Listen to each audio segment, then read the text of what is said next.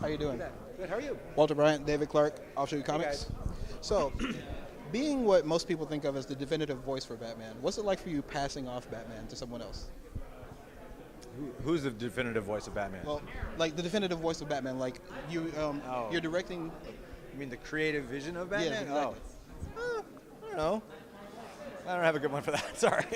Next question. Okay, so you're working with all these talents, and you're bringing to life this story. What's it like bringing the story to life? Because this story is one that a lot of people have read, and like this is what they think of as like the greatest Batman story that there is.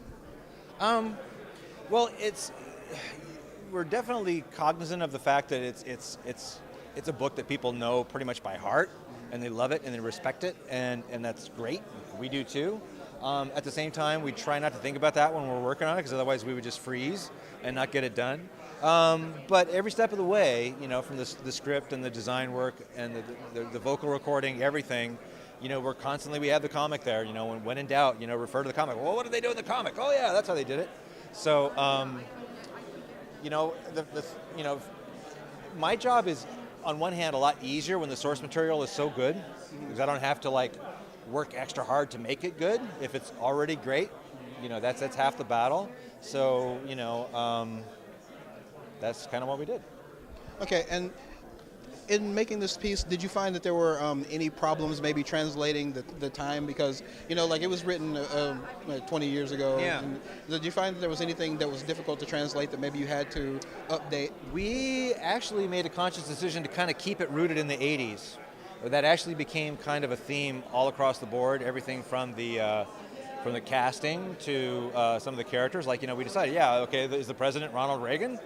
Yeah, the president's Ronald Reagan. Why update it? Why?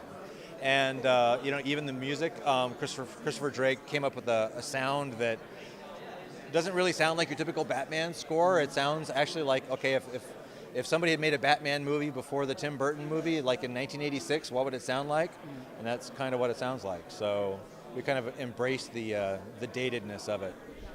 All right, excellent. Okay, so one last question. Batman from the Christian Bale movie versus this Batman, who do you think wins? I'm not going near that one. I'm sorry. All right, thank you very much.